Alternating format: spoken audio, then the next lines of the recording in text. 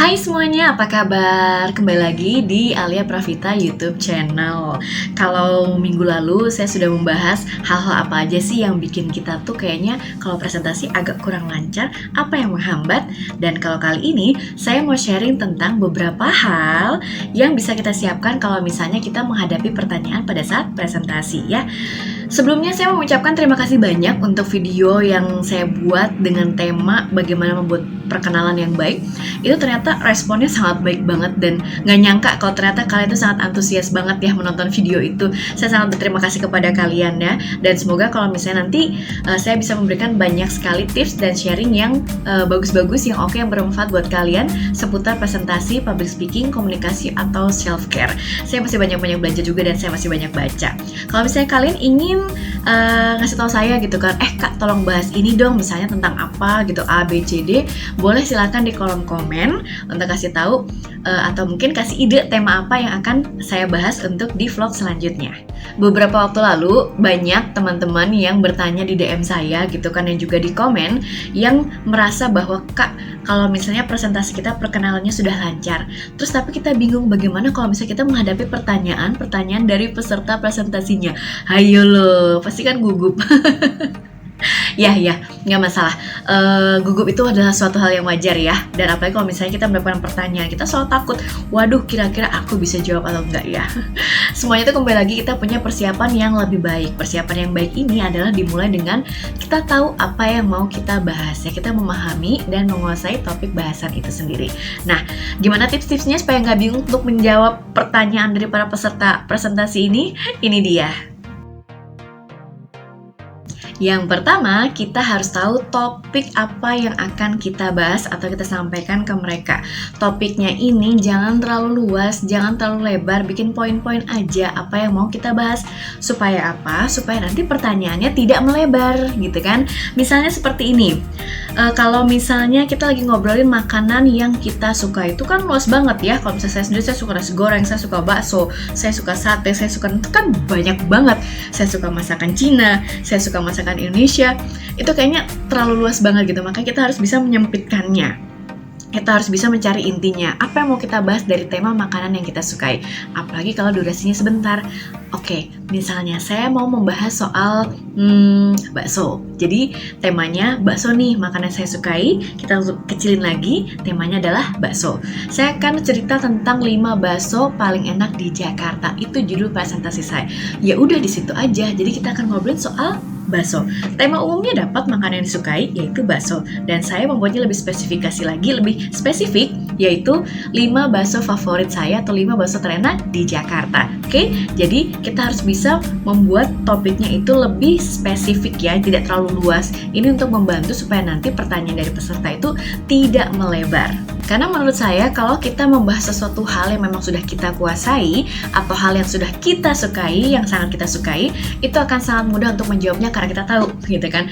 Tentang masakan yang disukai, bakso. Kamu lihat menanyakan apa sih soal bakso? Saya pasti bisa jawab. Menanyakan makanan, saya pasti bisa jawab. Seperti itu kan. Mengenai komunikasi, saya pasti bisa jawab karena insya Allah saya menguasainya. Seperti itu ya teman-teman. Yang kedua nih, kita boleh mempersiapkan contekan jawaban kita pada saat presentasi. Misalnya nih, kalau ada yang bertanya gitu kan, dan ternyata pertanyaannya itu mungkin di slide itu ada tapi sedikit, dan kalau kita yang menjawabnya lebih lengkap, kita ternyata ingat, kayaknya saya pernah baca di artikel ini nih jawabannya, atau saya pernah membaca ini dari sebuah tweetan selebgram siapa, atau ada di sosmednya siapa. Itu boleh teman-teman. Atau misalnya, kayaknya pertanyaan Anda ini jawabannya saya tahu deh, saya pernah baca di buku ini, saya pernah baca di artikel ini. Itu boleh loh teman-teman saya buka bukunya, di halaman ini ada jawabannya. Boleh banget teman-teman. Yang penting kan kita sudah tahu akan menjawab seperti apa.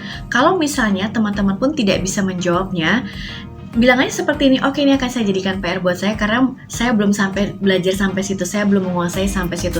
It's okay, kita tidak akan terlihat bodoh, tapi kita juga justru malah terlihat jujur, kita terlihat besar hati karena kita mengakui bahwa kita belum sampai ke situ. Makanya supaya tidak terlalu ada yang melebar, kita membuat topiknya itu sangat-sangat straight to the point atau lebih spesifik biar pertanyaannya tidak melebar. Yang ketiga nih teman-teman, yuk kita melatih otak kita untuk bisa lebih mudah memahami sesuatu dan menghafal sesuatu. Ya ibaratnya kita melatih otak kita seperti Google. Jadi kalau misalnya ada pertanyaan apapun, kalau misalnya kita tidak tahu jawabannya secara lengkap, nyerempet-nyerempet dikit bisa lah gitu kan. Yang penting image-nya adalah orang ini menganggap bahwa kita tuh tahu. Oke? Nah, terus gimana caranya supaya kita bisa melatih otak kita tuh seperti Google, minimal tahu sedikit hal atau banyak hal gitu kan. Caranya adalah dengan banyak membaca teman-teman, banyak bergaul, banyak berdiskusi dengan banyak orang mungkin di luar zona nyaman kita, karena itu akan membuka sudut pandang kita kayak gitu ya. Dengan membaca kita juga jadi kayak lebih banyak kosakata, kita lebih banyak ilmu dan wawasan gitu kan. Membaca tidak harus dari buku ya, bisa misalnya artikel, sosmed atau apapun. Dan berdiskusi dengan banyak orang karena ini akan membuka sudut pandang. Dan kalau buat saya pribadi, saya sangat suka berdiskusi dengan online karena nanti saya bisa mendapatkan ilmu baru juga dan sudut pandang yang baru. Jadi saya kalau misalnya mau mengeluarkan opini atau segala sesuatu tuh masih bisa dipikirkan dengan bijak, tidak asal nyeplak kayak gitu ya. Jadi kita membuat diri kita tuh lebih bijak aja gitu. Banyak-banyakin juga mengulik suatu hal atau topik yang memang kira-kira kita kuasai atau kita sukai, karena kalau kita memperdalam suatu gitu kan, kalau bisa tanya apapun kita udah pasti bisa jawab. Yang keempat nih, kadang kita tidak bisa mengendalikan orang-orang yang memang bertanya di luar konteks atau topik yang kita bahas. It's okay teman-teman, jujur saja kita bilang, pertanyaannya sepertinya agak di luar topik ya, tapi tidak masalah. Saat ini memang saya belum bisa menjawabnya karena memang saya tidak mengulik itu lebih dalam, belum, dan itu akan jadi PR saya. It's okay teman-teman, nanti janjian lagi sama dia mau dijawabnya kapan. Atau jujur saja bilang, saya tidak mendalami hal itu karena topik yang saya bahas ini adalah di sekitar sini. Kalau misalnya nanti mau bahas itu, berdiskusi soal apa yang kamu tanyakan, kita akan bisa diskusi setelah presentasi ini. Menurut saya pribadi, hal ini bukan masalah dan tidak membuat kita terlihat bodoh karena memang itu di luar konteks, dan kalau kita tidak menguasai ya tidak masalah, daripada kita memaksakan diri ternyata jawaban kita tidak memuaskan atau jawaban kita ternyata salah. Kita tidak pernah tahu di antara peserta kita tuh mungkin ada yang lebih menguasainya. Jadi kalau saran saya adalah kalau memang tidak tahu, bilang saja, oke, untuk pertanyaannya tadi nanti kita akan diskusikan lebih lanjut ya setelah presentasi ini, dan ini akan menjadi PR buat saya. Kita akan sama-sama diskusi ya. Jangan lupa juga ucapkan terima kasih buat mereka yang sudah bertanya, baik bertanya sesuai konteks ataupun di luar konteks. Karena dengan adanya yang bertanya pada penampilan presentasimu, itu artinya mereka memperhatikan kamu. Teman-teman juga bisa coba membayangkan kalau misalnya nih ada artis atau musisi yang promosi film atau lagu-lagunya. Mereka juga pasti presentasi itu kan di depan wartawan atau depan netizen gitu.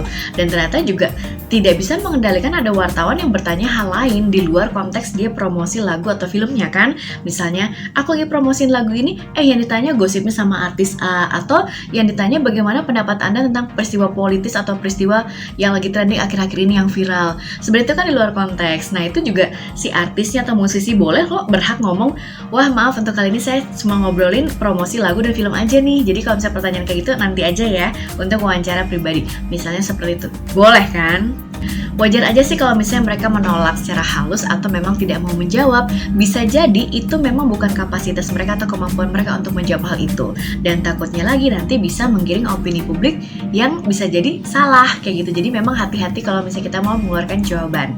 Intinya adalah kalau misalnya teman-teman presentasi udah bagus nih perkenalan, cara menjelaskannya dan sebagainya, giliran pada saat menjawab pertanyaan peserta terus gugup.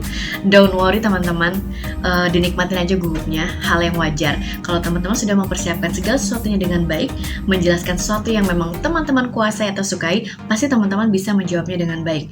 It's okay kalau misalnya mau mencontek atau misalnya teringat kayak, wah jawabannya kayaknya saya pernah baca di buku ini dan sebagainya. It's okay teman-teman ya.